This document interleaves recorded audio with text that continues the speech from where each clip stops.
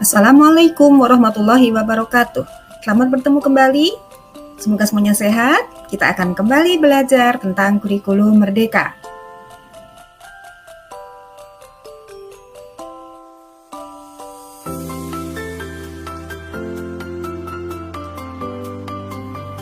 Topik kurikulum merdeka ada dua, yaitu modul 1 tentang kurikulum dan modul 2 tentang kurikulum merdeka. Lalu, apa itu kurikulum? Kurikulum dapat dimaknai sebagai titik awal sampai titik akhir pengalaman belajar murid. Kurikulum juga merupakan pedoman penyelenggaraan kegiatan pembelajaran untuk mencapai tujuan pendidikan tertinggi. Topik kurikulum merdeka terdiri dari 1. Pemahaman kurikulum dan pembelajaran. 2. Murid sebagai pusat pengembangan kurikulum. 3. Pembelajaran berdasarkan prinsip pembelajaran paradigma baru. Dan 4. Struktur pembelajaran mendorong murid merdeka belajar. Nah, berikut ini adalah komponen yang terdapat dalam kurikulum, yaitu 1. Tujuan, 2. Konten, 3. Metode, dan 4. Evaluasi. Sedangkan klasifikasi kurikulum terdiri dari 3, yaitu tujuan pembelajaran, panduan pedagogik, dan panduan asesmen. Kemerdekaan murid dalam belajar adalah jantung pengembangan kurikulum, dan fungsi kurikulum bagi guru adalah untuk membantu dalam proses belajar murid.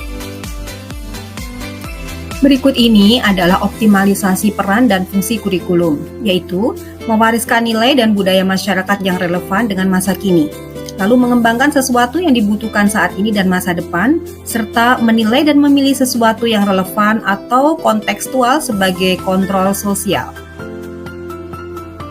Lalu, kurikulum yang baik itu yang seperti apa? Nah, kurikulum yang baik adalah kurikulum yang sesuai dengan zamannya sehingga perlu dilakukan adaptasi sesuai dengan konteks dan karakteristik murid. Melalui pembelajaran inquiry, yaitu pembelajaran yang menekankan pada rasa ingin tahu sebagai dorongan belajar. Selain itu, transformasi pembelajaran murid berfokus pada pengembangan karakter berdasarkan nilai-nilai Pancasila untuk mewujudkan profil pelajar Pancasila melalui pembelajaran berbasis proyek. Selanjutnya, isu kekinian seperti perubahan iklim global, teknologi digital, industri multinasional, menuntut satuan pendidikan menyiapkan kurikulum yang membantu murid menghadapi dunia yang penuh tantangan. Ibu bapak sekalian, tentu masih lekat dalam ingatan kita bahwa pendidikan menurut Ki Hajar Dewantoro adalah menuntun segala kodrat yang ada pada anak agar mereka dapat mencapai keselamatan dan kebahagiaan yang setinggi-tingginya, baik sebagai manusia maupun sebagai anggota masyarakat. Lalu, yang tidak kalah penting adalah pendidikan itu perlu peran orang tua, masyarakat, dan sekolah dalam mewujudkan kurikulum yang berpihak pada murid. Ini adalah sebagai 3 pilar pendidikan.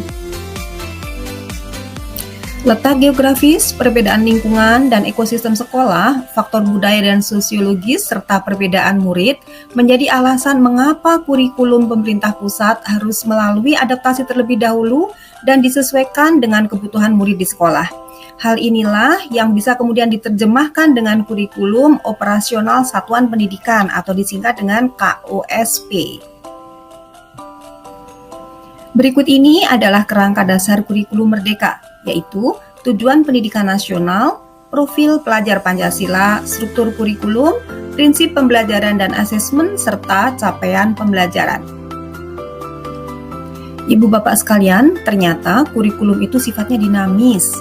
Kurikulum dapat mengikuti perubahan zaman dan kebutuhan satuan pendidikan. Setiap sekolah mempunyai kewenangan untuk mengatur alur tujuan pembelajaran, modul ajar, media ajar, sampai ke asesmen.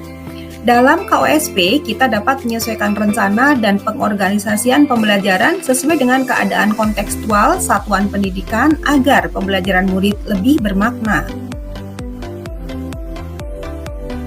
Berikut ini adalah komponen operasional satuan pendidikan, yaitu yang pertama, karakteristik satuan pendidikan, yang kedua, visi, misi, dan tujuan, 3. Perencanaan pembelajaran yang mencakup ATP, asesmen, modul ajar, dan program prioritas satuan pendidikan, Yang keempat, pengorganisasian pembelajaran mencakup muatan kurikulum, beban belajar, program intrakurikuler, ekstrakurikuler, dan penguatan profil pelajar Pancasila.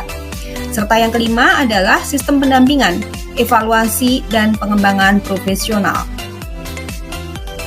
Prinsip pengembangan KUSP meliputi berpusat pada murid, kontekstual, esensial, akuntabel, dan melibatkan berbagai pemangku kepentingan.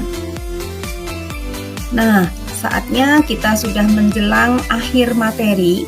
Yang terakhir ini adalah tentang 5 prinsip pembelajaran paradigma baru, yaitu 1. Mempertimbangkan kebutuhan capaian pembelajaran.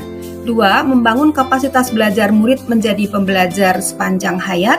3. Mendukung perkembangan kognitif dan karakter murid. 4. Menyesuaikan konteks kehidupan murid serta mengarahkan masa depan yang berkelanjutan. Itulah serangkaian materi yang terdapat dalam topik 2 tentang kurikulum merdeka. Semoga melalui kurikulum merdeka ini, pendidikan di Indonesia dapat berhasil dengan baik. Amin. Sekian, terima kasih. Assalamualaikum warahmatullahi wabarakatuh.